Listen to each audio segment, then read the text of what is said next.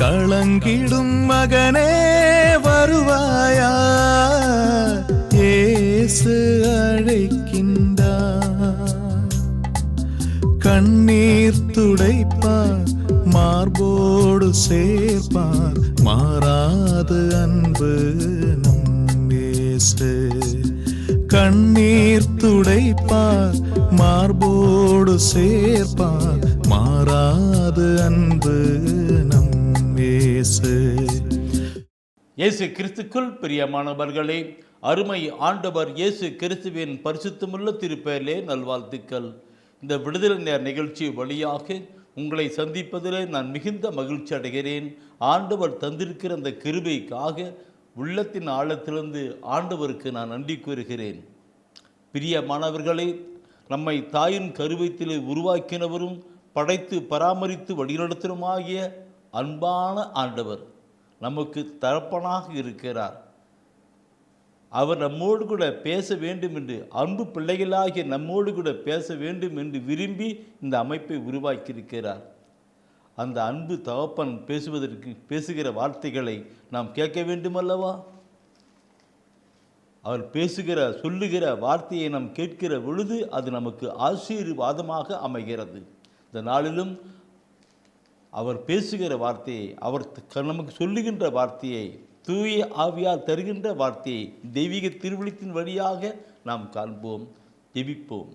அன்பின் ஆண்டவரே, இந்த மாலை வேலைக்காய் கூடான கூடி தோத்திரங்களும் துதிகளும் ஆராதனை ஏறெடுக்கிறோம். ஆண்டவரே, எங்கள் மீது அளவற்ற பாசம் வைத்திருக்கிற, பிரியம் வைத்திருக்கிற அன்பு ஆண்டவரே, இப்பொழுதும் நீர் எங்களோடு கூட பேசும். உம்முடைய வார்த்தையை கேட்டு நாங்கள் வாழ்வாக்கிக் கொள்ள கிருபை செய்யும். ஆண்டவரே பேசும், உம்முடைய பிள்ளைகள் கேட்கிறோம். ஆமீன், ஆமீன். பிரியமானவர்களே, தூய ஆவியானவர், கடவுளுடைய தூய ஆவியானவர் நமக்கு தருகின்ற வார்த்தை தான் நான் உங்களோடு பயந்து கொண்டிருக்கிறேன். இந்த நாளிலே அவர் தருகிற வார்த்தை கடவுளுடைய இறை ஆசிரியரை பெற இரு வழிகள் என்று தூய ஆவியானவர் வெளிப்படுத்தி கொடுக்கிறார். இறை ஆசிரியை பெற, கடவுளுடைய ஆசிரியை பெற இரண்டு வழிகள் என்று தூய ஆவியான உணர்த்துகின்ற அந்த கருத்தை நான் உங்களோடு கூட பகிர்ந்து கொள்ள விரும்புகிறேன்.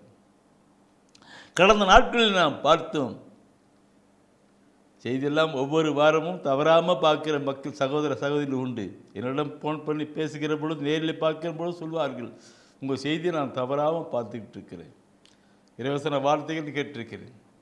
நம்முடைய மக்கள் மட்டுமல்ல, மற்ற சபையை சார்ந்த மக்கள் கூட இதை கேட்டு கொண்டிருக்கிறார்கள். எல்லா துதி கன மகிமையும் ஆண்டவருக்கே.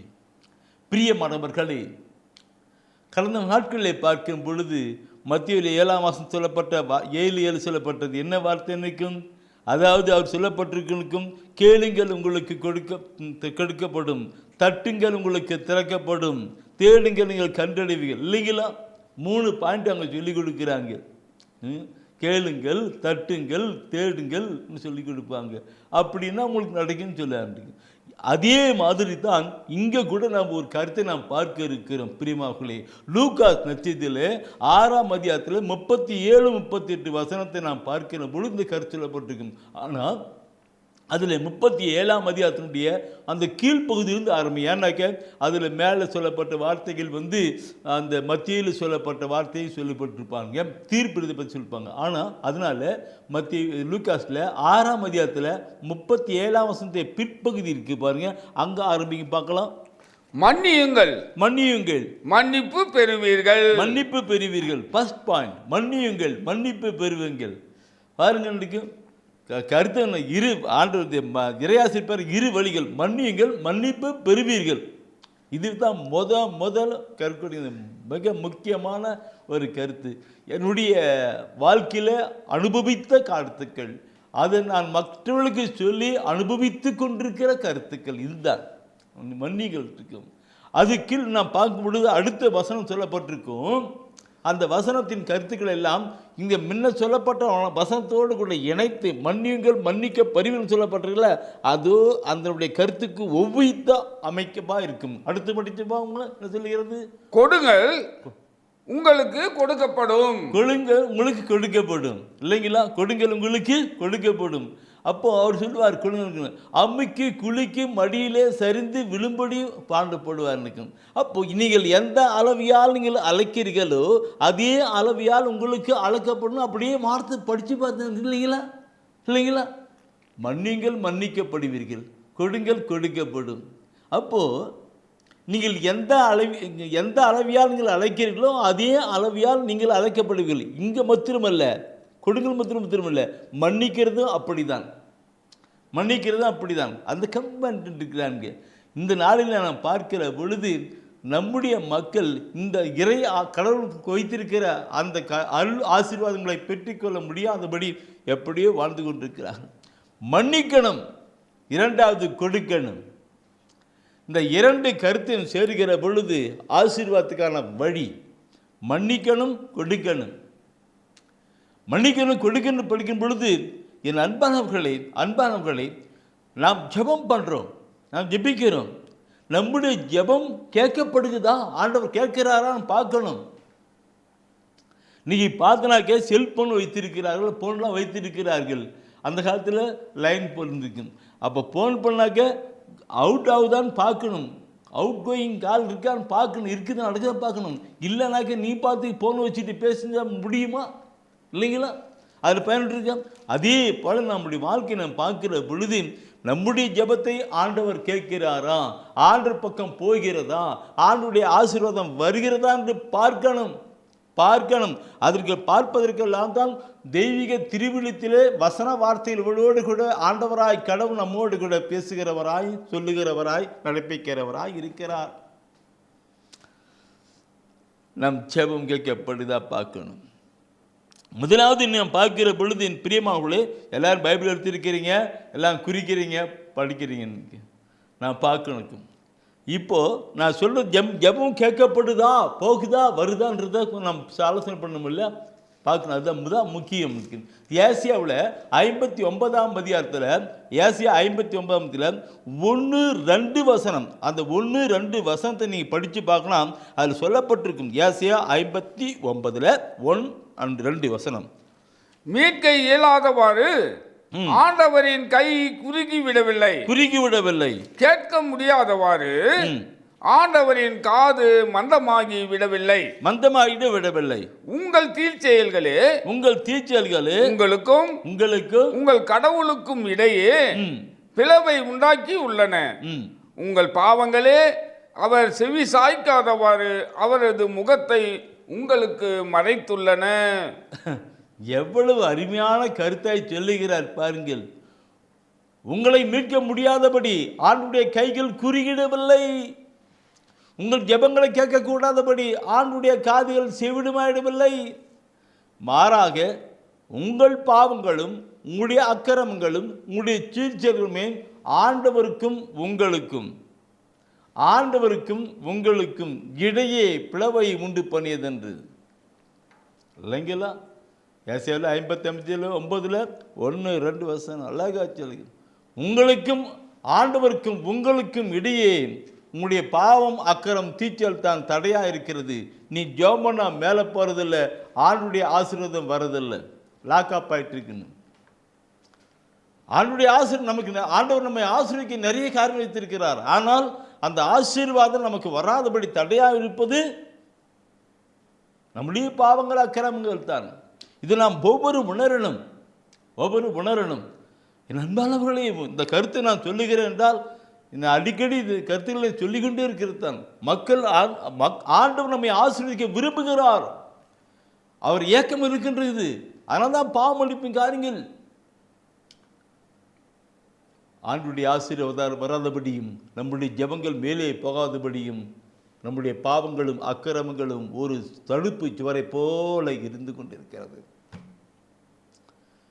நாம் ஜெபம் பண்ணுவோம், இரவு பகலாக ஜெபம் பண்ணுவோம். அந்த தடுப்பு சுவரில் போய் அடித்து பிடித்து ரிட்டர்ன் பேக் ஆகிட்டே இருக்கும். தடுப்பு சுவரில் போய் அடித்து ரிட்டர்ன் பேக் ஆகிட்டு இருக்கும். ஆண்டுடைய ஆசீர்வாதம் வராதபடியும் இங்கே இருக்கும்.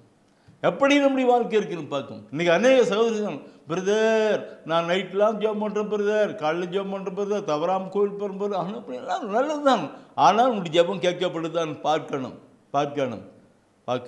இந்த வார்த்தையை ஏசியா கூட சொல்லல, எரேமியா கூட வர சொல்லியிருக்கிறார். எரேமியா கூட அந்த இந்த வசனம் எரேமியாவில் 5ஆம் அதிகாரத்தில் 25வது வசனம், எரேமியா 5:25 எடுத்து படிச்சு பாருங்க. அதில் சொல்லப்பட்டிருக்கு, உங்கள் குற்றங்கள் இவற்றை எல்லாம் தடுத்தன. இவற்றை எல்லாம் அப்படின்னா இவற்றை எல்லாம் மேல நிறைய ஆசீர்வாதம் வைத்திருக்கிறாரு. இவற்றை எல்லாம் தடுத்தன. உங்கள் பாவங்களே உங்களுக்கு நன்மை வராமல் இருக்க செய்தன. நன்மை வராமல் ஆண்டுடைய ஆசீர்வாதம் நமக்கு வராதபடி அதுதான் தடையா இருந்ததுன்னு சொல்லுறதுக்கு. என் நண்பர்களை சிந்திக்கணும். அவனுடைய ஆசீர்வாதம் வராதபடி அப்படியே லேண்ட் ஆஃப் ஆகிட்டே இருக்குதான்,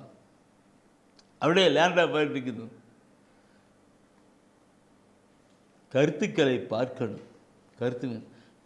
இறைவாக்கின மத்திரம் சொல்ல நினைக்க வேண்டாம் பிரியமாவுக்களே, இறைவாக்கின மத்திரம் சொல்ல வேண்டியிருக்கு. ஆண்டவர் இயேசு கிறிஸ்துவே சொல்லியிருக்கிறார், பாவ வாழ்க்கையில் வாழ்ந்துக்கிட்டு அநியாய அக்கறையில் வாழ்ந்துக்கிட்டு நீ ஜெபம் பண்ணாது, அது ஆண்டவர் ஜெபத்தை கேட்க மாட்டார். ஆண்டவருடைய ஆசீர்வாதம் கடந்து வருவதில்லை. ஆண்டவர் இயேசு சொல்கிறாரு, யோவான் நற்செய்தியில் 9ஆம் அதிகாரத்தில் 31வது வசனம் சொல்வார். யோவான் 9ஆம் அதிகாரத்தில் 31வது வசனத்தில் ஆண்டவர் இயேசுவே சொல்லுகிற வார்த்தையை கவனிக்கணும், பார்க்கணும், சிந்திக்கணும். பாவிகளுக்கு கடவுள் செவி சாய்ப்பதில்லை, இறைப்பற்றோடையோராய் கடவுளின் திருவுளப்படி நடப்பவருக்கு அவர் செவி சாய்க்கிறார் என்பது நமக்கு தெரியும். என்ன கருத்து? இப்படி ஒரு கருத்து இல்லைங்களா? அப்போ பாவ வாழ்க்கை வாழ்ந்துக்கிட்டு நாம் ஜெபம் பண்ணா இல்லை, மாறாக மாறப்பட்டு இங்கே கடந்து வருகிற பொழுது ஜெபம் கேட்கப்படுகிறது. இது நம்முடைய வாழ்க்கையில் உணரணும் பிரியமானவர்களே, நம்முடைய வாழ்க்கையில் உணரணும். இந்த உணர்கின்ற பொழுதுதான் அறிஞனுக்கும். சரி, இப்போ நான் சொல்லுன்னா நிறைய சொல்லி போயிட்டே இருக்கு. எனக்கும் இதை பற்றி நான் சொன்னாக்க என்ன இவர் இப்போ பாவத்தை பற்றி ஆரம்பிச்சுட்டாரு. பாவம் தான் தடையாக இருக்கிறது. அந்த ஆசீர்வாதம் அந்த ஆசீர்வாதம் பெறுவது தடையாக இருப்பது பாவம்தான். இந்த கருத்தை தூய ஆவியார் உணர்த்துகின்ற நிலையிலே நான் உங்களோடு கூட பகிர்ந்து கொள்ள விரும்புகிறேன். நம் பாவங்கள் மன்னிக்கப்பட வேண்டும். இந்த தடுப்புச்சோர் போகணும். அதுக்காகத்தான் ஆண்டவராக இயேசு கிறிஸ்து வானத்துக்கும் பூமிக்கும் நடுவாக சிலுவிலே தொங்கி அவர் ரத்தம் சிந்தினார். அந்த பாவத்தின் சோர் போவதற்காக ரத்தம் சிந்தினார். ஆனால் இதை உணர்ந்து கடந்து வரணும். அப்போதான் தன் காரியங்கள் இல்லைவென்றிருக்கும். என்னை எடுத்து நான் பார்க்கிற பொழுது என் பிரிவில் மன்னிக்கப்படுவது எப்படி? மன்னிக்கும் நிலையில் பார்க்கும் பொழுது நான் 2 விதமான மன்னிப்பின் காரியங்களை கொண்டு வருகிறேன். மன்னிப்பு ஒன்று, கடவுளோட மன்னிப்பு கேட்கணும். 10 கட்டளையே 2ஆக பிரித்து சொல்கிறார் இல்லைங்களா? 2ஆக பிரிச்சு, உன் கடவுளாகிய ஆண்டவர் முழு உள்ளத்தோடு அன்பு செய்வாயாக, உன்னை அன்பு செய்வதோடு மற்றவர்களை அன்பு செய்வாக. அப்போது இங்கே டச்சிங் ஆகிட்டு பார்க்கணும். அடுத்து இங்கே டச்சிங் ஆகிட்டு பார்க்கணும். 2 இடத்திலும் இந்த மன்னிப்பின் காரியங்களை கொண்டு போகணும். கடவுள் அந்த கடவுளோட மன்னிப்பு கொன்று இந்த கடவுளோட மன்னிப்பு கொன்றது எப்படி? ஆண்டோட மன்னிப்பு கேட்கறது எப்படி? இன்னைக்கு நான் பார்க்கணும். நம்முடைய பாவங்களை ஏற்று மனவருந்தணும். கடவுளுக்கு விரோதமாகவும் மனிதருக்கு விரோதமாகவும் நாம் செய்த பாவங்களை ஏற்று மனவருந்தம். நம் பாவங்களை ஏற்று அறிக்கை செய்யப்பட வேண்டும். மற்றவர்களுக்கு நாம் செய்திருக்க குற்றங்களை எல்லாம் மன்னிக்கப்பட வேண்டும். மற்றவர்கள் நமக்கு செய்த குற்றங்களை நாம் அன்பு செய்யும் நிலையிலே மன்னிக்கப்பட வேண்டும். இப்படி 2 கருத்துக்களை இங்கவும் செய்கிற பொழுதுதான் தடைகள் நீக்கப்பட்டு ஆண்டுடைய ஆசீர்வாதங்கள் நமக்கு கடந்து வரும்.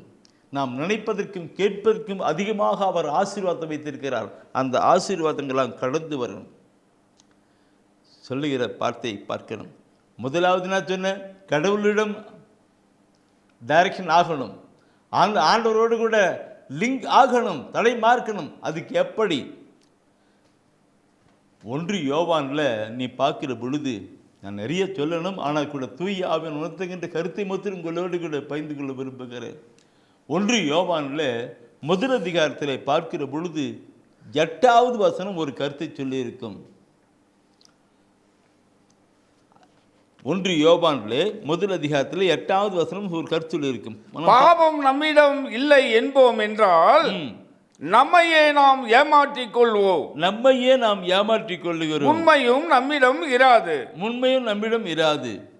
எப்படி பார்த்தனுக்கு நம்மிடம் பாவம் இல்லை என்போமானால் நம்மையே நாம் ஏமாற்றிக் கொள்கிறோம். உண்மையும் நம்மிடம் இராது. உண்மை நம்மிடம் இராது. உண்மை என்பது பார்க்கும்போது நல்லா நிறைய கருத்து இருக்கு இல்லைங்களா? நம்மளோட பாவம் இல்லை. இன்னைக்கு நிறைய மக்கள் நான் என்ன பாவம் பண்ணிட்டேன், எல்லாம் லுக்கிங் அவுட் ஆஃப் லைன் தான். அவன் செய்யாத பாவத்தை நான் பண்ணிட்டேன், அவன் செய்யாத பாவத்தை நான் செஞ்சிட்டேன், அப்படின்னு தான் அவுட்டிங்க்கு தான் போயிட்டு இருக்க இல்லையே, தன்னை பார்க்கறது இல்லை, நன்னை பார்க்கறது இல்லைக்கும். அன்னைக்கும் நான் பாவம் பண்ணலன்னு நினைச்சிட்டோம். இன்னைக்கு நிறைய பேர் அப்படி தான் நிலைக்கிட்டு இருக்காங்க.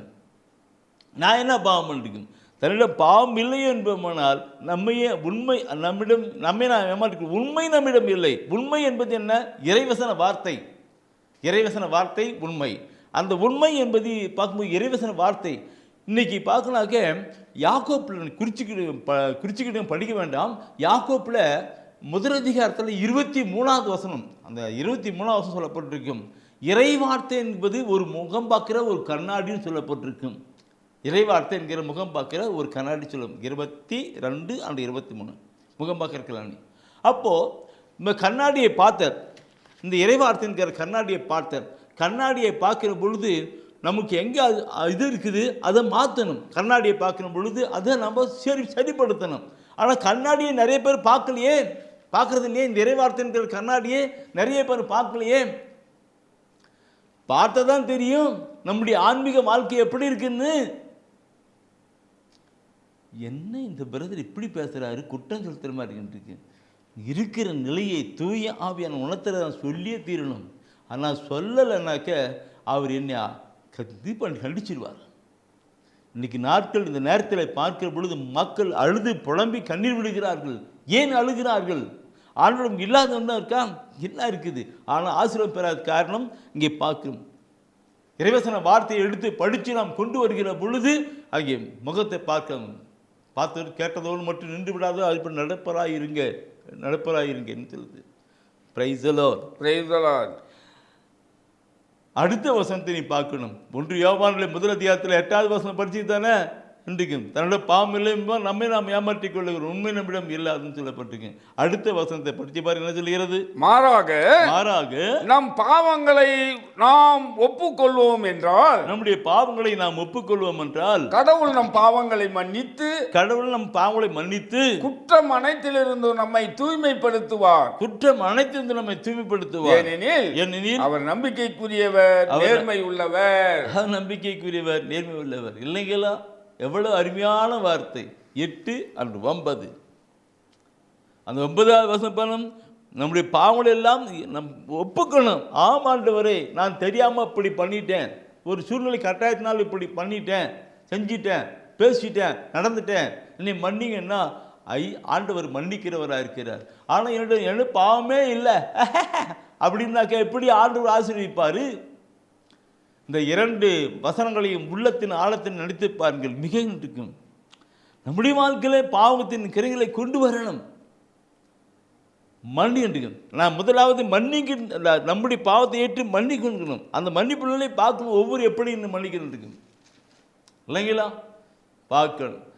இந்த கருத்தை நான் சொல்லுகிற பொழுது தூய ஆவின் உணர்த்துகிறதுனால நீதிமொழி புத்தகம் 28ஆம் அதிகாரம் 13ஆம் வசனத்தை நீ படிக்கணும். நீதிமொழி புத்தகத்தில் 28ஆம் அதிகாரத்தில் 13. இந்த கருத்துக்கு 2 கருத்துக்களும் ஒட்டி இணைச்சி கொண்டு வராங்க. நீதிமொழி புத்தகம் 28:13 என்ன சொல்கிறது? தம் குற்ற பழிகளை மூடி மறைப்பவரின் வாழ்க்கை வளம் பெறாது. அவற்றை ஒப்புக்கொண்டு விட்டு விடுகிறவர் கடவுளின் இரக்கம் பெறுவார்.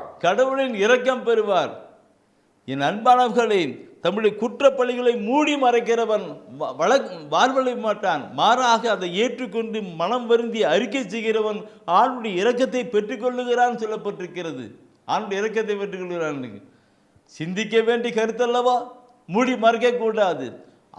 ஏன்னா அவருடைய பார்வையில் இந்த உலகம் அனைத்தும், மனிதன் அனைத்தும், மனிதனுடைய உள்ளம், எண்ணம், சிந்தனை அனைத்தும் அவருடைய பார்வையில் இருக்கிறது. அவருக்கு மறைவாக இருப்பது ஒன்றுமே இல்லை. இன்னைக்கு பிள்ளைங்க இருக்காங்கனாக்க அப்பா அவங்களுடைய போகிறது வர்றது செய்கிறது எல்லாமே பார்த்துக்கிட்டு இருக்கிற வச்சுங்களேன். அப்பா கேட்குறாரு, என்னடா எங்கடா போயிட்டு, இல்லைண்ணா அங்கே தான் இருக்கிறா, அப்படிதான் பண்ணிருக்கேன்னு சொன்னாக்க அப்பாவுக்கு கோபம் வருமா வராதா? இல்லைங்களா? நம்முடைய அம்மா போனால் உண்மையாக ஒத்துக்கிட்டால் அங்கே லிங்கிங் உண்டு, இல்லைனாக்க லிங்கிங் உண்டு. இல்லைங்களா? நம்முடைய வாழ்க்கையை பார்க்கணும். எப்படி சொல்லிக் கொடுக்கிறார்? தன்னுடைய குற்றப்பழிகளை மூடி மறைக்கக்கூடிய வாழ்க்கை வளம் பெறாது, ஆசீர்வாதம் இராது. மாறாக நம்முடைய பாவங்களை, குற்றங்களை ஏற்றுக்கொண்டு மனம் வருந்தி அறிக்கை செய்து விடுகிறவன் ஆண்டுடைய இரக்கத்தை பெற்றுக்கொள்கிறார் என்று அந்த வார்த்தை தெளிவாக சொல்லிக் கொடுக்கிறது. என் அன்பானவர்களே, நம்முடைய பாவங்கள் பார்க்கணும், நம்முடைய பாவங்கள் மன்னிக்கப்பட வேண்டும், நம்முடைய பாவங்கள் மன்னிக்கப்பட வேண்டும். இந்த கருத்து நான் சொல்லுகிற ஒவ்வொரு கருத்தினையும் பார்க்கணும் பிரியமானவர்களே. ஆண்டுடைய ஆசீர்வாதத்தை வருவதற்கு 2 வழி இல்லையா? ஒன்று மன்னியுங்கள், மன்னிக்கப்படுங்கள். 2 கொடுங்கள், கொடுக்கப்படுவதில்லை. இந்த கருத்து தான் நமக்கு முக்கியமாக கொண்டு வர, மன்னிக்கிறது தான் இன்றைக்கி மிக முக்கியமான கருத்து பார்க்கணும். சரி, இந்த கருத்தோடு கூட திருப்பாடல் எடுங்க. அந்த திருப்பாடல் ஆசிரியர் ரொம்ப அருமையாக சொல்லியிருப்பார். திருப்பாடல் ஆசிரியர் அலமாக சொல்லியிருப்பார். 32ஆம் அதிகாரத்தில், திருப்பாடல் 32 5வது வசனத்தில் ஒரு கருத்து சொல்லியிருப்பார். பார்க்கலாமே. என் பாவத்தை உம்மிடம் அறிக்கையிட்டேன், என் பாவத்தை நான் உம்மிடம் அறிக்கையிட்டேன், என் தீச்செயலை நான் மறைத்ததில்லை, என் தீச்செயலை நான் மறைக்கவில்லை, ஆண்டவரிடம் என் குற்றங்களை ஒப்புக்கொள்வேன் என்று சொன்னேன், நீரும் என் நெறிக்கட்டையும் பாவத்தையும் போக்கினீர். அண்ணா, அக்கா எல்லாம் பைபிள் எடுத்து வச்சு பார்க்குறீங்க, படிக்கிறீங்க, என்ன சொல்லுது இல்லைங்களா? எப்படி சொல்லிக்கிட்டு இருக்கிறது? என் மீண்டும் ஒரு வார்த்தை அந்த வசனத்தை சகோதரர் படிக்கும்போது கையாட்டி அடிக்க சொல்லுவார். இன்னைக்கு அந்த வார்த்தை படித்து பாருங்க, எப்படி சொல்லுது? எல்லாம் கை வச்சுட்டு இருக்கிறீங்க. என்ன சொல்லுகிறது? என் பாவத்தை உம்மிடம் அறிக்கையிட்டேன், என் தீச்செயலை நான் மறைத்ததில்லை, என் தீச்செயல்களை, குற்றங்களை, பாவத்தை நான் மறைக்கவில்லை, ஆண்டவரிடம் என் குற்றங்களை ஒப்புக்கொள்வேன் என்று சொன்னேன், நீரும் என் நெறிக்கட்டையும் பாவத்தையும் போக்கினீர். என் அன்பானவர்களே, இந்த கருத்தை நம்முடைய வாழ்க்கையில கொண்டு வரணும். நான் சொன்னேன் அல்லவா, கடவுளிடம் மன்னிப்பு, அதாவது 2 விதமான மன்னிப்பு இருக்கும்.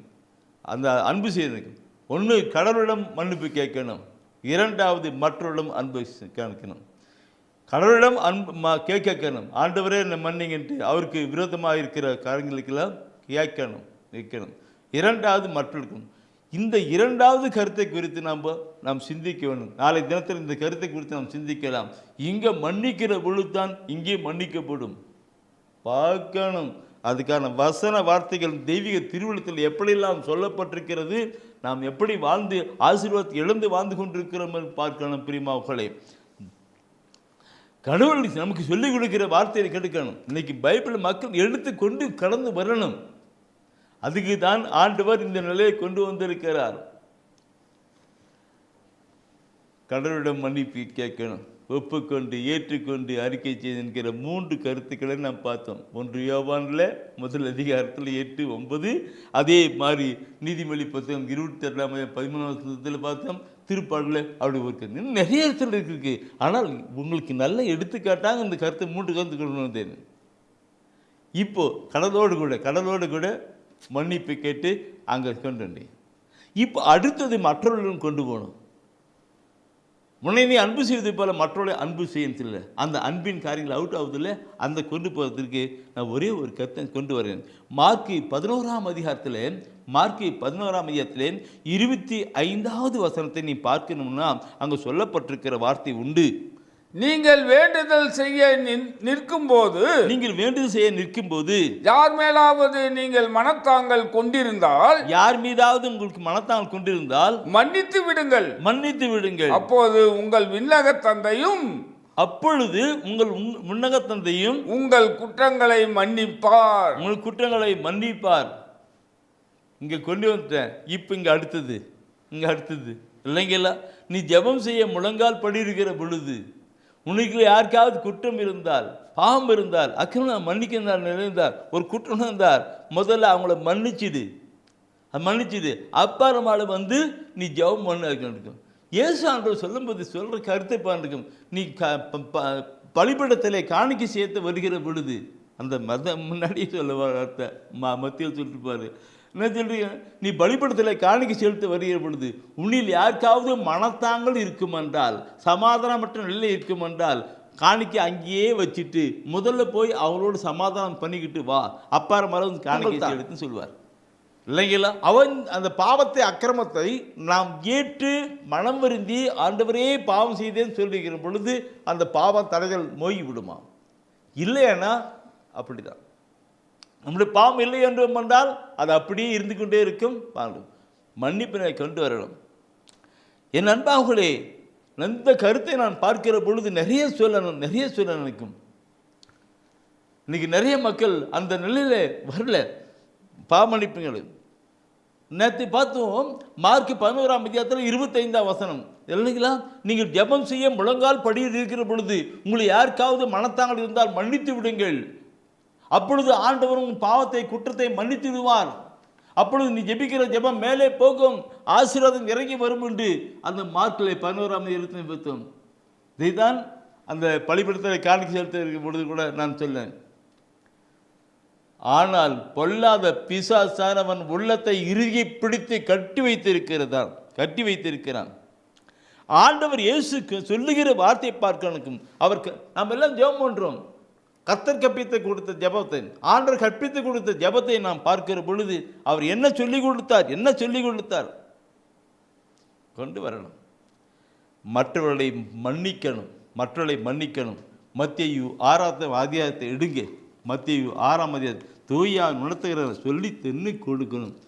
என்ன நினைச்சாலும் தெரியுதா, எப்படி நினைச்சாலும் தெரியுதா? மார்க்கில் இதில் மத்தேயுவில் 6ஆம் அதிகாரத்தில் 14-15 வசனத்தை நீ பார்க்கிற பொழுது அங்கே அழுத்தமான கருத்தை இந்த ஜபத்துக்கு பின்னாடி தான் சொல்கிறார் இயேசு ஆண்டவர். அந்த ஜபத்துக்கு பின்னாடி தான் சொல்கிறார். படிக்க பார்க்கலாம். மற்ற மனிதர் செய்யும் குற்றங்களை நீங்கள் மன்னிப்பீர்களானால் உங்கள் விண்ணக தந்தையும் உங்களை மன்னிப்பார். மற்ற மனிதரை நீங்கள் மன்னிக்காவிடில் உங்கள் தந்தையும் உங்கள் குற்றங்களை மன்னிக்க மாட்டார். கருத்தை பாங்க ரெண்டா பிடிச்சு அடித்து விட்டாருக்கு. மற்றும் மற்றவர்கள் உங்களுக்கு செய்த பாவம் இதெல்லாம் சொல்லிருப்பாங்க. அவங்கள மன்னிச்சிடுங்க. அவங்களுடைய கடுங்கில் என்ன சொல்லிருப்பாங்க. சில பேர் சொல்லுவாங்க, நான் செத்தா கூட அவங்கள மன்னிக்க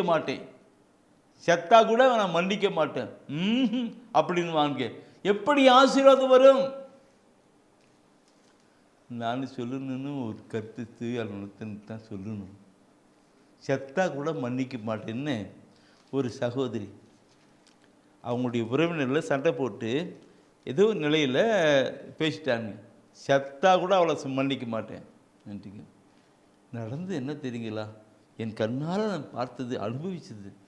நான் அவங்களுக்கு எவ்வளோ சொன்னேன், அக்கா மன்னிச்சிடுங்கக்கா, என்ன போகுது, விட்டுடுங்கக்கா, மன்னிச்சிடுங்க, ஏதோ தவிராமல் செஞ்சுட்டுருக்காங்க. இல்லை என் அன்பானவர்களே, உடல் நோய் சாகிற பொழுது பார்த்தனா புழுவெல்லாம் பிடிச்சிட்டு இருக்குது. இறப்பு இல்லை, வரல, சாகு வரல, அப்படி இருக்கு. நான் நினச்சி பார்த்தேன், என்ன குடும்பம் இது. சில பேர் நல்ல மரணம் அடைஞ்சு அப்படி படுக்கிறாங்க, அப்படி போகிறாங்க. இங்கே பார்த்தனாக்க அவங்களுக்கு கவனிப்பார் கூட யாரும் இல்லை. எல்லாம் புண்ணு பிடிச்சி சீல் பிடிச்சி அப்படியே ஒழிச்சிட்டு இருக்குது. டாக்டர்னு பார்த்துட்டு யாரும் இல்லைன்ட்டுருக்கு.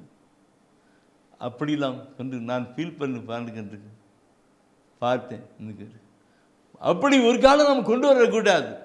இதே வேளையிலே நான் இந்த கருத்தை சொல்லுகிற பொழுது தினகரன் வேற ஒரு சகோதரர் எனக்கு மாமா முறை தான் அவங்க அவர் முந்துக்கு அவர் இப்படிப்பட்ட நிலையில் கொஞ்சம் இருந்தார்.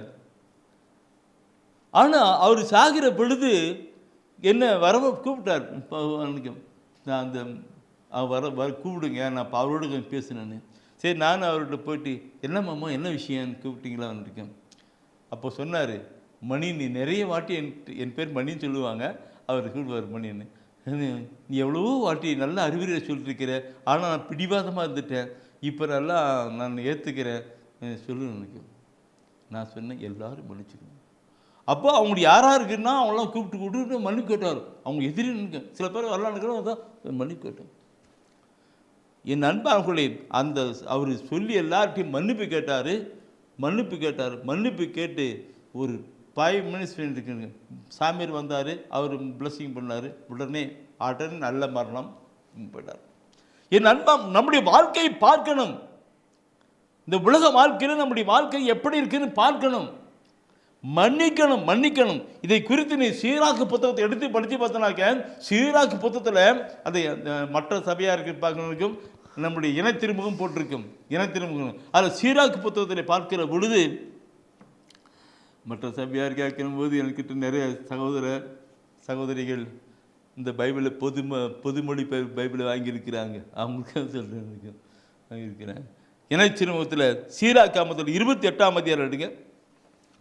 28ஆம் அதிகாரம் எடுங்க. அதில் 1லிருந்து 4 வசனம் பார்க்கணும். 1லிருந்து 4 வசனம் என்ன கருத்து சொல்லியிருக்கிறான். அதில் முதல் வசனத்தை படிக்க பாருங்க. என்ன சொல்லுது? பழி வாங்குவோர் ஆண்டவரிடம் இருந்து பழிக்கு பழியே பெறுவர். ஆண்டவர் அவர்களுடைய பாவங்களை திண்ணமாய் நினைவில் வைத்திருப்பார். பாவங்களை திண்ணமாய் நினைப்பார். கருத்தை பார்க்கணும் இல்லைங்களா? நம்முடைய வாழ்க்கையில் அந்த கருத்தை கொண்டு வந்து வரணும். திண்ணமாய் நினைப்பன்றிருப்பார். அப்படியே நீ படிச்சுட்டு 2வது வசனத்தை வாங்க பாருங்க. என்ன சொல்லுகிறது? உனக்கு அடுத்திருப்பவர் செய்த அநீதியை மன்னித்து விடு. அவ்வாறெனில் நீ மன்றாடும் போது உன் பாவங்கள் மன்னிக்கப்படும். நான் முன்ன சொல்லப்பட்ட வார்த்தைக்கு டு லிங்க் பித்திங் பார்க்கணும். உனக்கு அடுத்திருப்பவர் செய்த அநீதியை மன்னித்து விடு. அப்போ கடவுளுடைய பாவத்தை குற்றங்களை மன்னித்து விடுவார். அப்போ மன்னித்து விடும் போது ஆசீர்வாதம் வரும் இல்லைங்களா? ஆசீர்வாதம் வரும். இந்த நிலை பார்க்கணும். நான் சொல்லுகிற பொழுது சில பேருக்கு உட்காந்துருக்க நிறைய பேருக்கு மனசு குத்திக்கிட்டே இருக்குது. உட்காந்து கேட்டிருக்கேன், என்ன நீ பாவத்தை பற்றி போட்டு தள்ளுறாருன்னு ஆண்டவர் சொல்லி கொடுக்கிறார். நான் ஒரு முறை ஒரு இடத்துல இந்த நற்செய்தியை பற்றி இந்த பாவத்தை மன்னிக்கிறதை பற்றி நான் சொல்லிக்கிட்டு இருந்தேன். அங்கேருந்து ஒரு சகோதரி எழுந்து போயிட்டாங்க. தெரிஞ்ச சகோதரி தான் எழுந்து போயிட்டாங்க. ஏன்னா ஏதோ அவசரமாக இருக்கும்போது நான் நினச்சிட்டு அப்புறமா 2-3 நாள் பிள்ளை அவங்ககிட்ட கேட்டேன், என்ன சிஸ்டர் நடுவில் எழுந்து போயிட்டீங்க. நீ சொல்கிறதெல்லாம் எனக்கு பிடிக்கவே இல்லை, அதான் எழுந்து போயிட்டேன். அதனால் எழுந்து போயிட்டாங்க. சிஸ்டர், பைபிளில் ஆண்டவர் சொன்ன வார்த்தை தான் நான் சொல்லிட்டுருக்கேன். எனக்கு இன்றைக்கி நம்ம பார்க்கும் பொழுது அநேக மக்கள் இதெல்லாம் இருக்க மாட்டாங்க. எடுக்கணும். அவர் சொல்லுகிறது நமக்காக, நம்ம ஆசீர்வாதத்துக்காக மன்னிக்கப்பட வேண்டும். அந்த சீராக்க சொல்லப்பட்டிருக்க, உனக்கு அடுத்து இருப்பவர் செய்த அநீதியை மன்னித்து விடு. அப்பொழுதுதான் உன் குற்றம் குறைகள் பாவங்கள் மன்னிக்கப்படும். இல்லைன்னா எப்படி இருக்கும்? அப்படியே நீ படிச்சுட்டு அதை 4வது அந்த படிச்சு பாரு. என்ன சொல்லுகிறது? மனிதர் தம் போன்ற மனிதருக்கு இரக்கம் காட்டுவதில்லை. அப்போது அவர்கள் தம் பாவ மன்னிப்புக்காக எப்படி மன்றாட முடியும்? எவ்வளவு அருமையான சொல்லப்பட்டிருக்கிறது இல்லைங்களா? எவ்வளவு அருமையாக இருக்கு. பாவ மன்னிப்புக்காக எப்படி மன்றாட முடியும்? முன்னாட முடியாது. இறங்குமையா எப்படி இறங்குவார்? அங்கே லாக்கா போயிட்டு பாவம் நிற்கும். ஆண்டவர் சொல்லுவது மன்னியுங்கள் மன்னிக்கப்படுவீர்கள். அருமையான ஒரு கருத்தோடு கொண்டு போகிறாங்க. என் அன்பான சகோதரமே, இந்த நாளில் இந்த இறைவசன வார்த்தையை நீ கேட்டுக்கொண்டிருக்கிற நீங்கள் உங்கள் வாழ்க்கையை சிந்தித்து பாருங்கன்றுக்கு நம்முடைய பாவத்தை மன்னிக்கணும். சில பேர் என்ன பாவம் பண்ணாங்க, எப்பயோ பண்ணுறோம். பாவ மன்னிப்பின் காரியங்களை கொண்டு வரணும். எங்கேயோ நாம் எப்பயோ பாவம் மன்னிப்பு, இனி நாம் பாவம் இல்லைன்னு சொல்லுகிற நிலைகள் உண்டு. நாங்கள்லாம் அங்கே அப்படி பாவம் பண்ணிட்டோம். இல்லை, ஒவ்வொரு மனிதனும் பாவ நிலையில் இருக்கிறான். அந்த மன்னிப்பு பெறுகிற ஒரு நிலையைத்தான் ஆண்டவர் வைத்திருக்கிறார். யோவானை பார்க்கிற பொழுது சொல்லப்பட்டிருக்கும், நான் கடவுளுடைய ஆவியை கொண்டு உங்களுக்கு சொல்லியிருக்கிறேன், ஆவி பெற்றுக்கொள்ளுங்கள், நீ யாருடைய பாவங்களை மன்னிப்பீர்களா அவனது பாவம் மன்னிக்கப்படும். யாருக்கு? அரு தந்தைகளுக்கு அப்படிப்பட்ட ஆசீர்வாதம், அபிஷேகம். இது நிறைய இடத்துல இல்லை, மற்ற சமய நிலையை பார்க்க இல்லை. அருத்தந்தைகளுக்கு அப்படிப்பட்ட, தந்தை என்னை அனுப்பியது போல நான் உங்களை அனுப்புகிறேன், தந்தை என்னை அனுப்பியது போல நான் உங்களை அனுப்புகிறேன். நீ யாருடைய பாவங்களை மன்னிக்கிறீர்களோ அந்த பாவம் அவளுக்கு மன்னிக்கப்படும். யார் பாவத்தை மன்னிக்காவிடுகிறீர்களோ அவளுக்கு மன்னிக்கப்படும். எப்படி கொண்டு வரார் பார்த்தீங்களா? இந்த நிலை மற்ற மக்கள் இல்லை, அவங்களுடைய வாழ்க்கையில் அப்படி போயிட்டுருக்குது. நான் மற்ற சபைய நிலையை சொல்லுகிற பொழுது கருத்துக்களை சொல்லுவேன். என்று நிறைய சகோதரர் பேசுகிற நடுவே இந்த பைபிளாக கொடுத்துருக்கிறேன், பார்க்கணும்.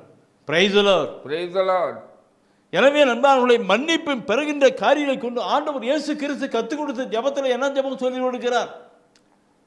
மத்தேயு 6ஆம் அதிகாரத்தில் பார்க்கும் பொழுது 12ஆம் வசனம் சொல்லப்பட்டிருக்கும், எங்களுக்கு எதிராக நாங்கள் குற்றம் புரிபவர்களை நாங்கள் மன்னிப்பவர், எங்களுக்கு எதிராக குற்றம் புரிபவர்களை நாங்கள் மன்னிப்பது போல எங்கள் குற்றங்களையும் மன்னியும் என்று நாம் ஜெபிக்கிறோம் அல்லவா? எங்கள் குற்றங்களுக்கு நாம் மன்னிக்கணும். மன்னிக்கிற பொழுதுதான் நம்முடைய ஜெபங்கள் கேட்கப்பட்டு ஆசீர்வாதங்கள் கொண்டு வரும். இல்லை என்றால் இல்லை. மன்னியுங்கள், மன்னிக்கப்படுங்கள். ஆசீர்வாதத்தினுடைய முதல் பகுதி இது. என் அன்பானவர்களே, நான் சில கருத்துக்களை லைவ் பண்ணி சொல்லணும்னு நினைக்கிறேன். தூயானத்தினால்தான் நான் தருமபுரி கார்மேல் தியான ஆசிரமத்திலே நற்செய்தி பண்ணி அறிப்பு செய்து கொண்டிருக்கிறேன். குருக்களோடு கூட இணைந்து செய்து கொண்டிருக்கிறேன். அங்கே தியானத்தில் இறைச்செய்திகளை கொடுக்கிற பொழுது பாவத்தை பற்றி நான் கொடுக்க பொழுது கருத்துக்கள் அதிகமாக சொல்லுவேன். நான் அதே வேளையிலே மன்னிப்பு பெறுகின்ற தன்மை குறித்து கூட அழுத்தம் திருத்தமாக கூட சொல்லுவேன். தூயார் உணர்த்துகிறதான இப்போ எப்படி பேசிட்டு அதே மாதிரி அங்கேயும் அழுத்தம்.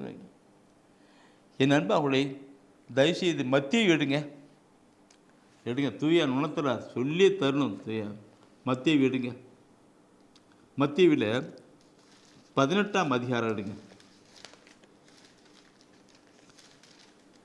Oh my God, Jesus, hallelujah. Praise the Lord, hallelujah, hallelujah, hallelujah, hallelujah, hallelujah. Praise. 18ஆம் அதிகாரத்தினை பார்க்கிற பொழுது அந்த 21ஆம் வசனத்திலிருந்து 21ஆம் வசனத்திலிருந்து 35ஆவது வசனத்து வரையும் அந்த தலைப்பு மேலே என்ன பண்ணிக்கிட்டு பாருங்க. தலைப்பு என்ன போட்டிருக்கு? மன்னிக்க மறுத்த பணியால் ஊமை. மன்னிக்க மறுத்த பணியாளன் ஊமை. நீங்கள் அப்புறமா தயவுசெய்து நீங்கள் எடுத்து படித்து பார்க்கணும். தயவுசெய்து எடுத்து நீ படித்து பார்க்கணும். அந்த வசனத்தின் வார்த்தைகள் எவ்வளவு அருமையாக கொடுக்கிறார். அந்த ஓமையாக ஆண்டவர் ஏன் சொல்கிறார்? அந்த வசனத்தை வார்த்தை அப்படியே நீ படித்து மன்னக்கும். என் அன்பானவர்களே, நான் அந்த ஓமையை நானும் ஒரு சின்ன ஒரு கருத்தோடு கூட ஒரு ஓமை கதை மாதிரி சொல்லிட்டு, கதை மாதிரி இல்லை, ஒரு நடைமுறை வாழ்க்கையில் சொல்லிட்டு வர. ஒரு பெரிய ஒரு முதலாளி, நல்ல முதலாளி, பெரிய பணக்காரர், எல்லாம் நிறைந்தவர், எல்லாம் கம்முன்ற ஒரு மனுஷன். அவர்கிட்ட போயிட்டு நான் உதாரணத்துக்கு நான் சொல்கிறது கருத்து என்ன சொல்கிறேன். நான் போயிட்டு, ஐயா எங்கள் வீட்டில் பிரச்சனை இருக்குதுங்க, பையனை ஸ்கூல் சேர்த்துலைங்க, எங்கள் ஒய்ஃபுக்கு வேறு உடம்பு சரியில்லை, அவளை ஆஸ்பத்திரிக்கு கொண்டு போனுங்க, கொஞ்சம் பணம் வேணுங்கய்யா. எவ்வளோ வேணும்? ஒரு 10,000 தான் கொடுப்போங்க. நான் 10,000 கேட்டேன். அப்படியா, சரி இந்தா அது போய் பார்த்துக்கோ சொல்லு. போயிட்டு 10,000 கொடுத்தாரு. நான் போயிட்டு என் அன்பா கேள்வி ஒரு குறிப்பிட்ட நாள் வந்தது. அவர் என்னை கேட்க வேண்டிய நாள் வந்தது. ஏய் அன்றைக்கி 10,000 ரூபாய் வாங்கி பண்ணி எங்கேயான்னு கேட்டு முதல்ல கேட்குறாரு. நான் இன்றைக்கு ஐயா என்ன செய்கிறதுங்கய்யா, முடியல, மழை பெய்யல, விவசாயமே இல்லை, அப்படி வச்சுங்க போச்சுங்க இருக்கேன். அப்படி அல்றேன் அல்றேன். அப்போ பார்த்தாரு இன்றைக்கு, ஐயோ பாவம், சரி போவையா பரவாயில்ல, அந்த 10,000 ரூபாய் கொடுக்க வேணாம் சொல்லிட்டாரு. 10,000 ரூபாய் கொடுக்க வேணாம், போ பாவம், எப்படி அல்றேன், கஷ்டம். நான் என்ன தெரிஞ்சுறீங்களா, நான் போனேன். அமர்தம் பிரதர் வந்தார். அமர்த பிரதருக்கு நான் ஒரு 100 ரூபாய் கடன் கொடுத்துருந்தேன். அவர்கிட்ட போயிட்டு, யோ எங்கேயா அந்த 100 ரூபாய் அன்றைக்கி வாங்கினேன், அந்த 100 ரூபாய் எங்கேயா அப்படின்னு சொல்லிட்டு அவருடைய சட்டை பிடிச்சி நான் குஞ்சிட்டு குடியா அப்படின்னு. அவர் என்ன பண்ணுற அப்படின்ட்டு அவர் ரிக்வெஸ்ட் பண்ணி கேட்குறாரு. கொடுக்குறியா இல்லைன்னு அப்படி பிடிச்சி நான் போய் கவுத்து பண்ணிருக்கேன். இந்த சம்பவத்தை ஒரு ஆள் பார்த்துருந்து போயிட்டு முதலாளிகிட்ட சொல்கிறாங்க. அந்த பிரிவுன்ட்டு, ஐயா நீ 10,000 ரூபாய் நீ அவனுக்கு வேணாம் சொல்லி குத்துட்டு தானே, அவன் போயிட்டு அவன் அமர்தன் பிரதர் போயிட்டு அவன் 100 ரூபா கடன் வேணாம் பிடிச்சி கொலை பண்ணுறான்ட்டு. அப்படியா, அவனை கூப்பிடுறியா சொல்லிட்டு என்னை கூப்பிட்டு வந்தாங்க. கூப்பிட்டு வந்துட்டு பிடிச்சி இழுத்துன்னு போகிறாங்க. கூட்டி போல குட்டிச்சு இழுத்துட்டு போகிறாங்க. இழுத்துட்டு வாயா அவனை இழுத்துட்டு போனாங்க.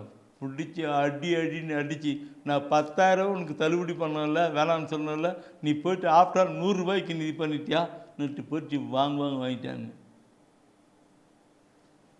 பைபிளை நீ பார்ப்பினா தயவுசெய்து அந்த 35வது வசனத்தை நீ பார்க்கணும். அந்த வசனத்தை என்ன பேர் நினைக்கும், அந்த அதுக்கு அந்த 34வது வசனம் நினைச்சிருக்கும். அத்தலைவர் சினம் கொண்டவராய் அனைத்து கடனையும் அவர் அடைக்கும் வரை அவனை வதைப்போரிடம் ஒப்படைத்தார். 34வது வசனம். அத்தலைவர் சினம் கொண்டவராய் அனைத்து கடனையும் அவன் அடைக்கும் வரை அவனை வதைப்போரிடம் ஒப்படைத்தார். இல்லையே, வதைப்போர் யார்? வதைக்கிறவன் தான் பொல்லாத பிசாசானவன். என் அன்பானவர்களே, நான் நல்ல ஒரு பாவரிக்கை பண்ணுறேன். லிஸ்ட்டாக எடுத்துன்னு போயிட்டு பாவரிக்கை சொல்கிறேன். நான் அப்படி பண்ணேன், இப்படி பண்ணேன், அப்படி பண்ணேன், இப்படி பண்ணேன், லிஸ்ட்டாக பாவரிக்கை சொல்கிறேன். என் பாவத்தையெல்லாம் ஆண்டவர் மன்னித்து விட்டார். என் பாவத்தையெல்லாம் ஆண்டவர் மன்னித்து விட்டார். 10,000 ரூபாய் கடன் பண்ணுறது மாதிரி எல்லாத்தையும் மன்னித்து விட்டார். ஆனால் நான் இங்கிருந்து போன உடனே மற்றவர்கள் செய்த பாவத்தை நான் மன்னிக்கணும். அவள் செய்த குற்றத்தை மன்னிக்கணும், தவறை நான் மன்னிக்கணும். அப்படி நான் மன்னிக்கப்படவில்லை என்றால் தலைவர் சினம் கொண்டவராய் பிடிச்சு இழுத்து என்னை வதைப்பவன் ஒப்படைப்பார். இந்த அப்படிதான் நடக்குது. ஆண்டவர் இன்னைக்கு நான் மன்னிப்பு பெற்றோமா? இன்னைக்கு நிறைய சகோதரி நல்ல பாவரிக்கை பண்ணுவாங்க, ஆனால் மற்றவர்களை மன்னிக்கவில்லை என்றால் உங்களுடைய பாவம் மன்னிக்கப்படவில்லை. அந்த வசனத்தை தயவுசெய்து நீங்கள் அப்புறமா உட்கார்ந்து நல்லா படித்து பாருங்கள்.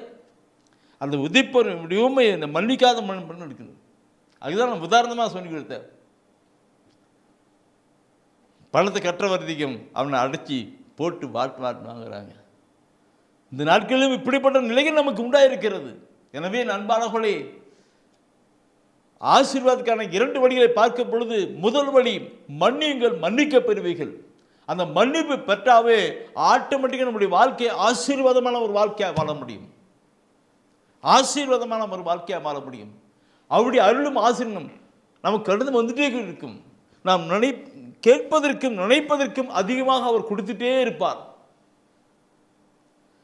சொல்லுகிறதானபடி இந்த நாளிலே, நேற்று தினத்தில் இந்த நாளிலே சொல்லுகிறதாபடி நம்முடைய பாவத்தை ஏற்று நாம் மனம் வருந்தி அறிக்கை செய்து கடந்து வரணும், கடந்து வாங்க. அப்பொழுது ஆண்டவருடைய அருளின் ஆசீரை பெற்றுக்கொள்ள முடியும். நான் இதில் தவிர்த்து சொல்லியிருக்கேன், ஆண்டவர் நமக்கு வைத்திருக்கிற காரியங்களை உணர்ந்து பார்க்கணும். நான் ஒரே ஒரு சின்ன சாட்சியத்தோடு கூட நான் முடிக்கலான்னு நினைக்கிறேன். என் அன்பானவர்களே, நான் இது ஏற்கனவே சொல்லியிருந்தாலும் சொல்லியிருப்பேன். மீண்டுமாக இந்த இடத்துல சொல்ல விரும்புகிறேன். மாமனார் இந்த மாமியாவுக்கும் மருமகளுக்கும் இடையே சண்டை. இந்த சகோதரி, மருமகள் இருக்க சகோதரி, என் ஜெபவழி பாட்டுக்கு தவறாமல் வருகிற சகோதரி, ஜபத்திலே கலந்து கொள்ளுகிற சகோதரி, இறைவார்த்தை அந்த சகோதரி, பிரதர் என்ன செய்யறதுன்னு தெரியல, எப்படி நான் இப்படி போகிறது தெரியல, எப்படி மன்னிப்பு அந்த ஒரு எங்கள் மாமியார் அவரோட நான் இப்போ சமாதானம் நல்லா இருக்கு, எப்படி பண்ணுறதுக்கு நான் சொன்னேன்.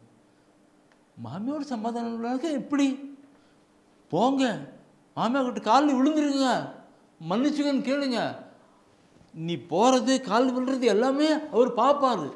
அவங்க மன்னிச்சாங்கனாக்க முழுக்க பிளஸிங், மன்னிக்கிறானுக்கெல்லாம் பிளஸிங் நான் சொல்லி அனுப்பினேன். அந்த சகோதரி அப்படி தான் என்ன பண்ண தெரியுங்களா, கேட்டு உடனே வீட்டுக்கு போகல, நேராக மாமியார் வீட்டுக்கு போயிட்டு கதவு தட்டினாங்க. கதவு திறந்தாங்க. கதவு யாரை வராங்க, கதவு திறந்து பார்த்தீங்கன்னா இவன் இருக்கு.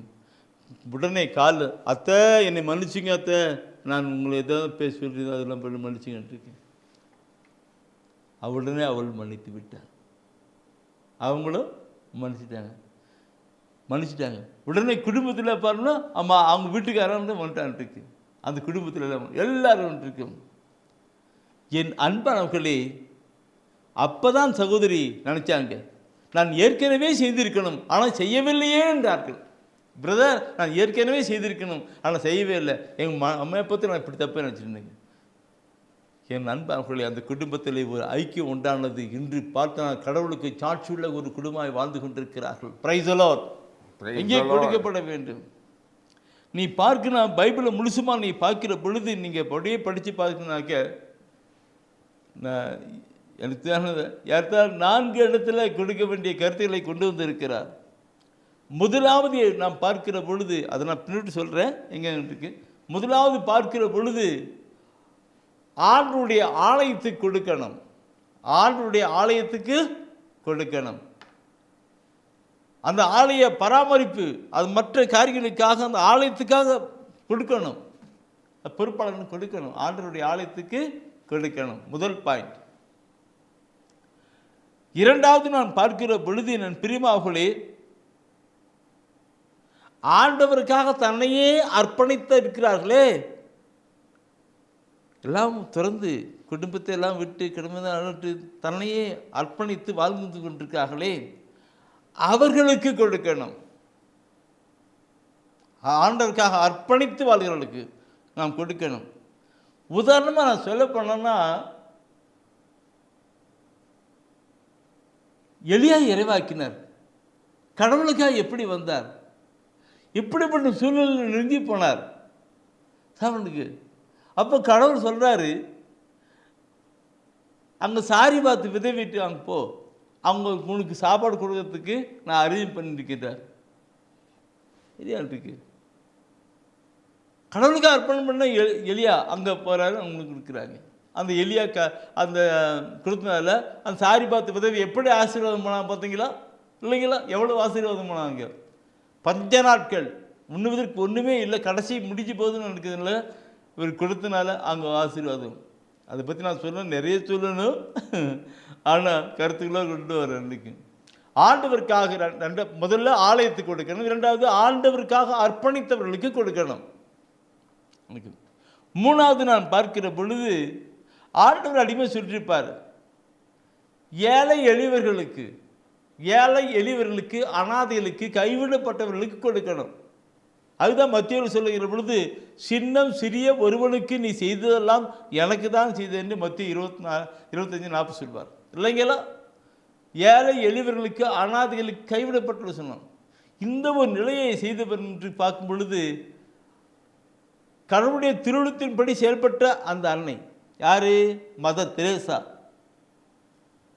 ஏழை எளியவர்களை பார்க்கிறேன். கடந்த சென்ற வாரத்துக்குள்ள இந்த செய்தியை நான் கொடுத்துருக்கிறேன். ஓகே இல்லைங்களா? அந்த ஒரு பிரச்சனை தான் இருக்கு. இப்போ ஏழை எளியவர்களுக்கு அனாதைகளுக்கு கொடுக்கணும். 3வது பாயிண்ட். ஏழை எளியவர்களுக்கு அனாதைகளுக்கு கொடுக்கணும். அந்த நிலையை யார் செயல்படுகிறார்களோ அவர்களுக்கு கொடுக்கணும். இப்போ தனிப்பட்ட நிலையில் பார்த்து கொடுக்கலாம். ஆனால் அதே நிலையில் ஒரு நிறுவனத்தை வைத்து செய்கிறாங்கன்னா அவங்களுக்கு வந்து கொடுக்கணும்.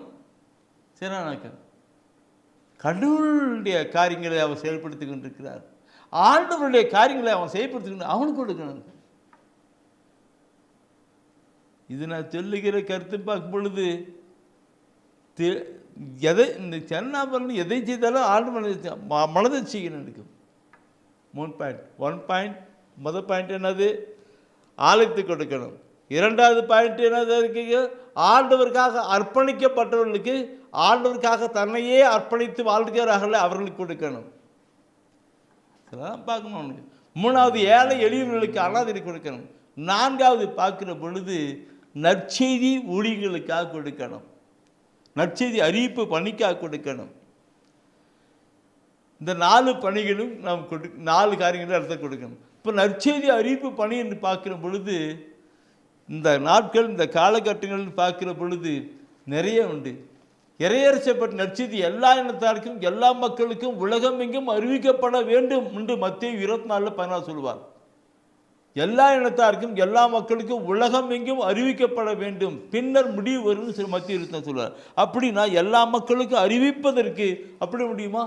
ஒரு சாதாரணமான அந்த காலத்தில் பார்த்தோன்னாக்க ஒரு நற்செய்தி மாநாடு போடணுனாக்க எவ்வளவு செலவு இல்லைங்களா?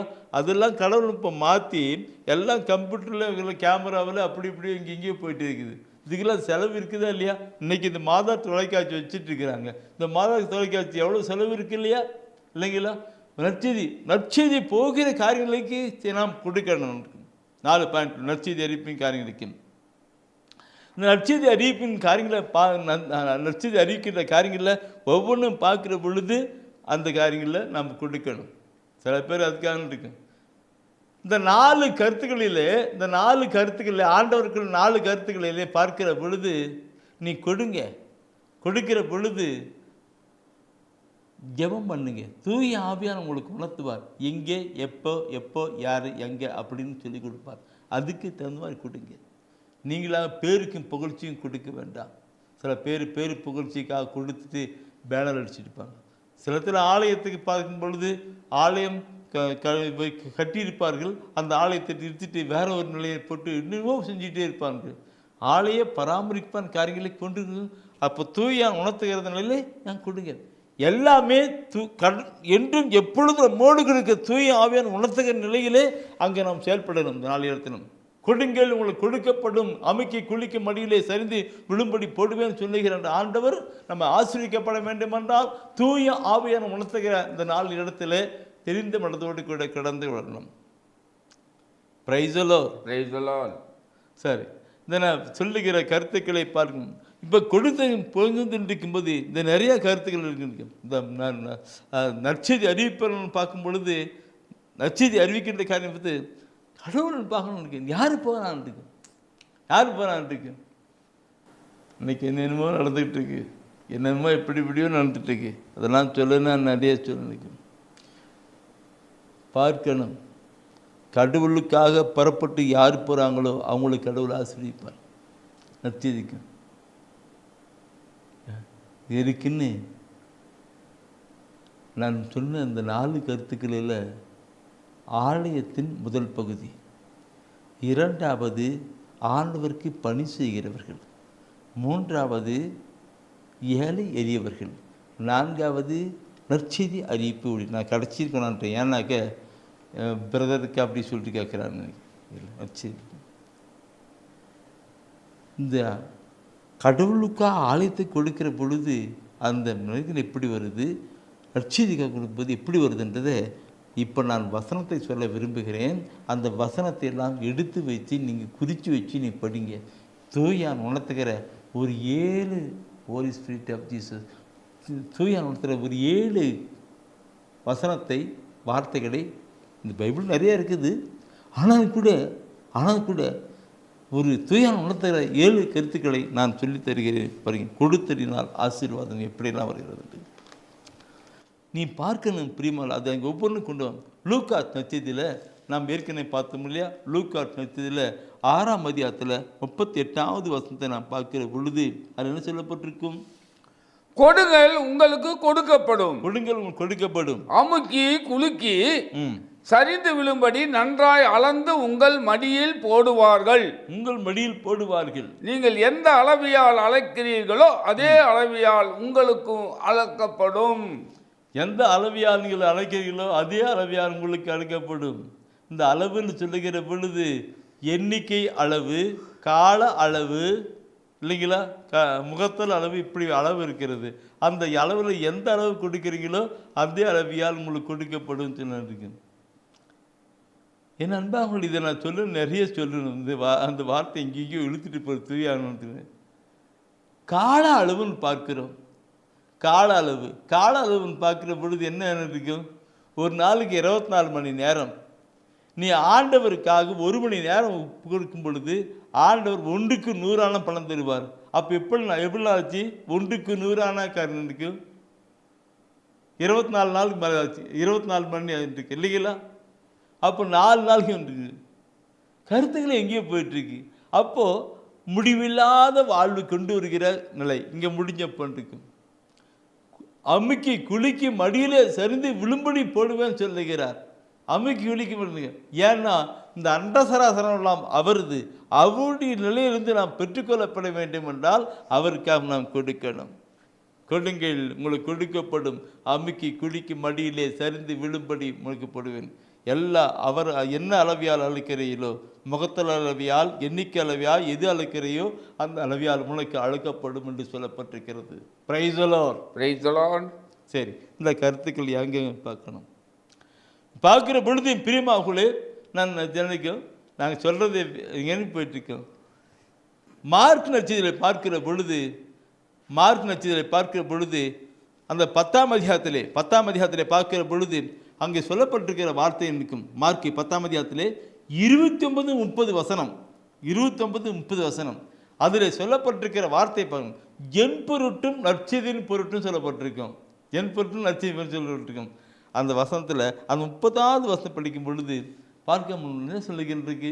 இம்மையில் 100 மடங்காக வீடுகளையும் சகோதரர்களையும் சகோதரிகளையும் தாயையும் நிலப்புலன்களையும் இவற்றோடு கூட இன்னல்களையும் மறுமையில் நிலைவாழ்வையும் பெறாமல் போகார். பாருங்க, இந்த உலகத்தில் 1க்கு 100 கொடுக்கப்படும் சொன்னதுக்கும் அப்புறம் அதில் 29 என் பொருட்டும் நற்செய்தியின் பொருட்டும்.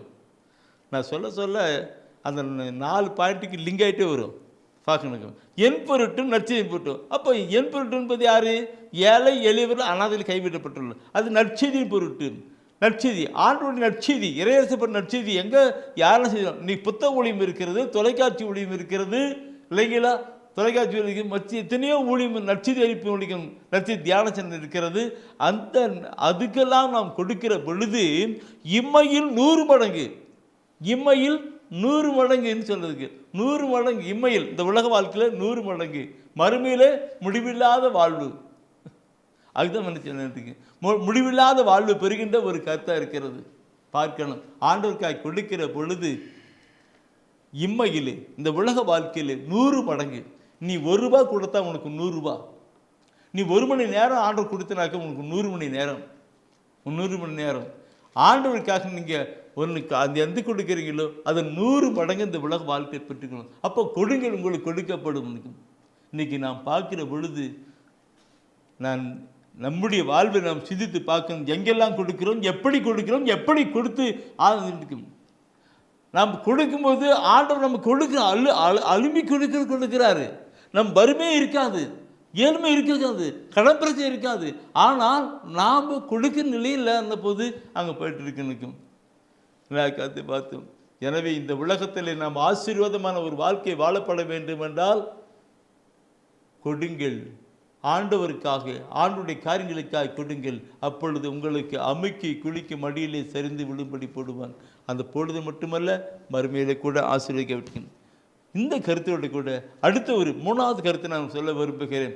ஒவ்வொரு கருத்தும் எப்படிலாம் கொடுக்கப்பட வேண்டும் ஆசீர்வாதத்தை பார்த்து பாருங்க. 2 கொரிந்தியர் புத்தகம் எடுங்க. 2 கொரிந்தியர் புத்தகம் எடுத்துட்டு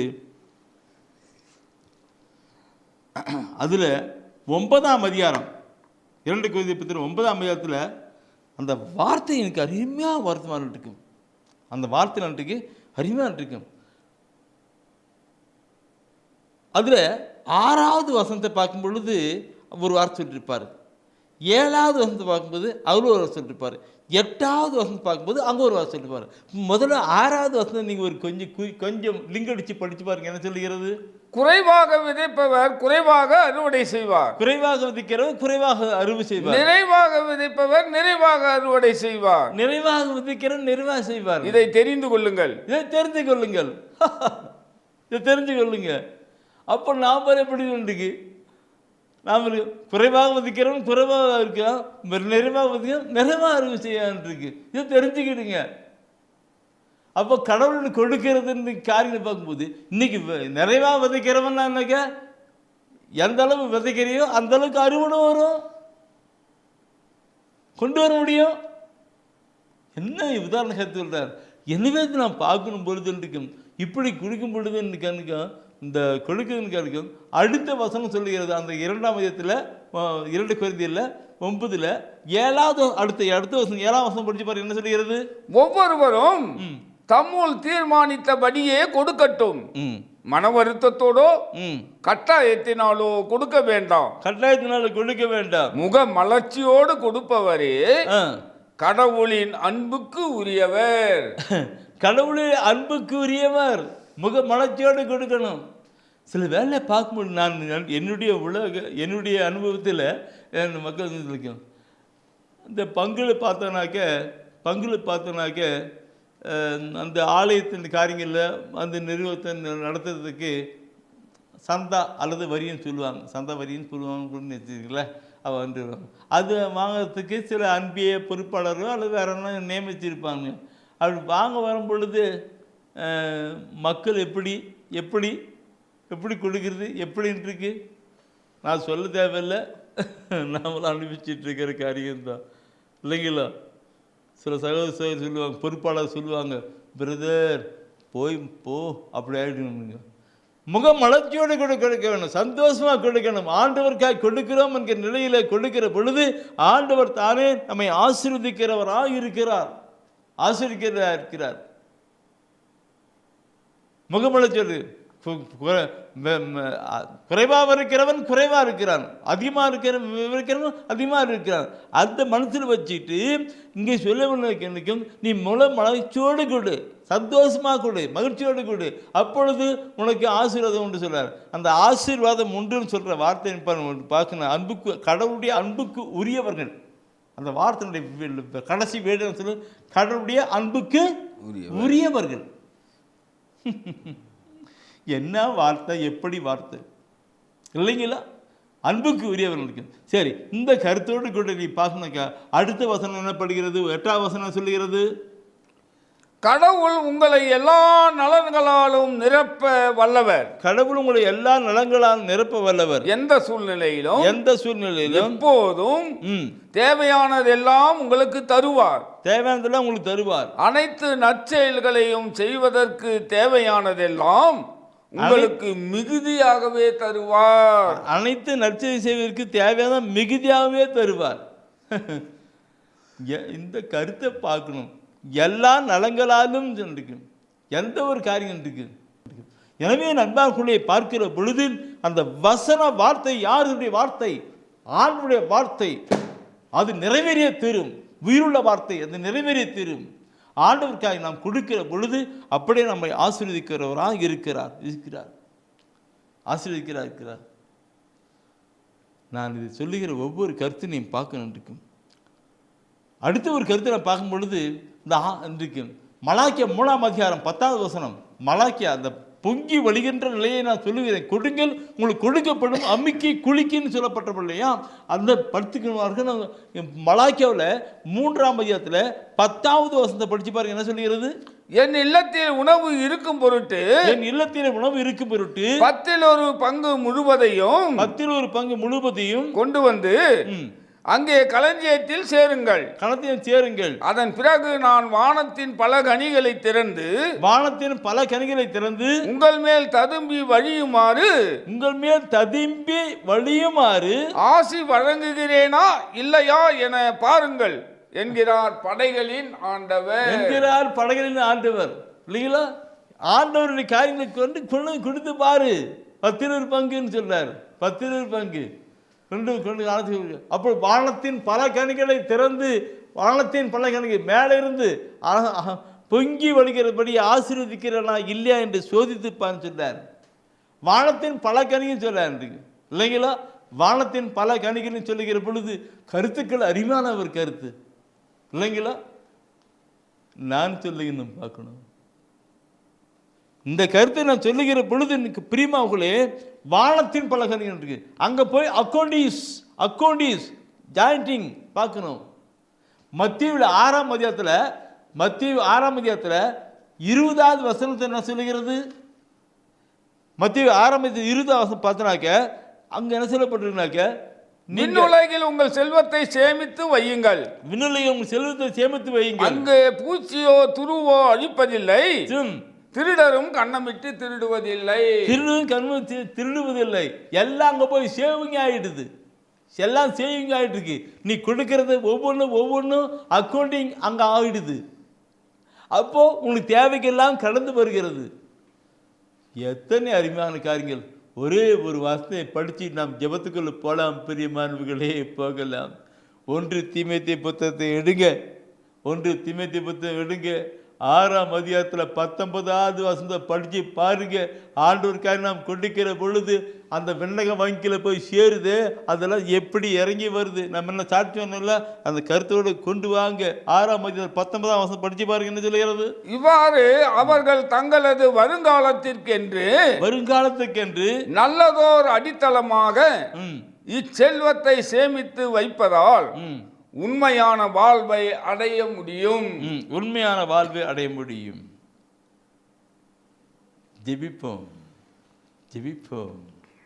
கொடுங்கள் உங்களுக்கு கொடுக்கப்படும் என்று சொன்னவர் நம்மை அப்படியே ஆசீர்வதிப்பார். நான் உன்னை விட்டு விலகுவதில்லை, நான் உன்னை என்றும் கைவிடுவதில்லை, நான் உன்னை விட்டு விலகுவதில்லை, நான் உன்னை என்றும் கைவிடுவதில்லை, நான் உன்னை காண்கின்ற தேவன், கண்மணி போல் உன்னை காப்பேன், நான் உன்னை காண்கின்ற தேவன், கண்மணி போல் உன்னை காப்பேன், நான் உன்னை விட்டு விலகுவதில்லை, நான் உன்னை என்றும் கைவிடுவதில்லை. பயப்படாதே நீ மனமே, நான் காத்திடுவேன் உன்னை தினமே. பயப்படாதே நீ மனமே, நான் காத்திடுவேன் உன்னை தினமே. அற்புதங்கள் நான் செய்திடுவேன், அற்புதங்கள் நான் செய்திடுவேன், உன்னை அதிசயமாய் நான் நடத்திடுவேன், உன்னை அதிசயமாய் நான் நடத்திடுவேன். நான் உன்னை விட்டு விலகுவதில்லை, நான் உன்னை என்றும் கைவிடுவதில்லை, நான் உன்னை விட்டு விலகுவதில்லை, நான் உன்னை என்றும் கைவிடுவதில்லை. நன்றி ஆண்டவரே, நன்றியோடு உம்மை துதிக்கிறோம் ஆண்டவரே. எங்கள் ஒவ்வொருவரையும் பார்த்து ஆண்டவரே, நான் உன்னை விட்டு விலகுவதில்லை கைவிடுவதில்லை என்று சொன்ன ஆண்டவரே, உம்மை நன்றியோடு உம்மை துதிக்கிறோம் ஆண்டவரே. ஆண்டவரே, நாங்கள் உம்மை விட்டு விலகி சென்றாலும் ஆண்டவரே, ஆண்டவரே கரம் பிரித்து ஆண்டவரே எங்களுக்காக நீர் காத்து கொண்டு இருக்கிற தெய்வமே, உம்மை நன்றியோடு உம்மை துதிக்கிறோம் ஆண்டவரே. அப்பா, உம்மை நன்றியோடு அற்புதங்களையும் அடையாளங்களையும் செய்கிறவரே, உமக்கு நன்றி ஆண்டவரே. நன்றியோடு உம்மை உம்மை துதிக்கிறோம் ஆண்டவரே. இதோ இந்த தொலைக்காட்சியின் வழியாக ஆண்டவரே உம்மை பார்த்து கொண்டிருக்கிற உமது இறை வார்த்தையை கேட்டுக்கொண்டு இருக்கிற ஒவ்வொருவரையும் நீர் ஆசீர்வதித்து கொண்டிருப்பதற்காக உமக்கு நன்றி ஆண்டவரே. அப்பா உமக்கு நன்றி ஆண்டவரே. ஆண்டவரே இந்த தொலைக்காட்சியை பார்க்கிற ஒவ்வொருவரும் ஆண்டவரே உமது தெய்வீக பிரசன்னத்தை உணர்ந்து கொண்டு இருப்பதற்காக உமக்கு நன்றி ஆண்டவரே. நன்றியோடு உம்மை துதிக்கிறோம் ஆண்டவரே. இயேசுவே உமக்கு நன்றி ஆண்டவரே. ஒவ்வொரு மேலும் உமது அன்பு கரம் இருப்பதற்காக உமக்கு நன்றி ஆண்டவரே. அதோ நான் உன்னை விட்டு விலகுவதில்லை, கைவிட மாட்டேன் என்று ஒவ்வொருவன் தேற்றி கொண்டு இருப்பதற்காய், ஆறுதல் தொழித்து கொண்டு இருப்பதற்காய், சொன்னதை நீ செய்து கொண்டு இருப்பதற்காய் உமக்கு நன்றி ஆண்டவரே. இதோ கேட்கிற ஒவ்வொருவனும் பெற்றுக்கொள்வான் என்று சொன்ன எங்கள் அன்பு ஆண்டவரே. இதோ அந்த நாளிலே உம்மிடம் கேட்கிற ஒவ்வொருவருக்கும் ஆண்டவரே அவர்கள் கேட்கிறதை கொடுத்து கொண்டு இருப்பதற்காக உமக்கு நன்றி ஆண்டவரே. செய்தி கேட்டுக்கொண்டு இருக்கிற ஒவ்வொரு மேலும் உமது அன்பு கரம் எப்பொழுதும் இருக்கட்டும் ஆண்டவரே. தெய்வீக மருத்துவராய் இருந்து ஆண்டவரே ஒவ்வொருவரை குணப்படுத்த வேண்டுமாய் ஜெபிக்கிறோம் ஆண்டவரே. ஆண்டவரே குடும்பத்தில் உள்ள இளைஞரும் பெண்களை ஆசீர்வதிக்க முடியாது ஜெபிக்கிறோம் ஆண்டவரே. இயேசுவே உமக்கு நன்றி. ஒப்பு கொடுக்கிறேன். ஆசீர்வதியும், இன்னும் பலப்படுத்தும், காத்துக்கொள்ளும். எங்கள் அருமையே இயேசுவின் ஈடு அணியேற்ற அற்புத பெயரிலே ஜெபிக்கிறோம் எங்கள் நல்ல பிதாவே. ஆமேன், ஆமேன்.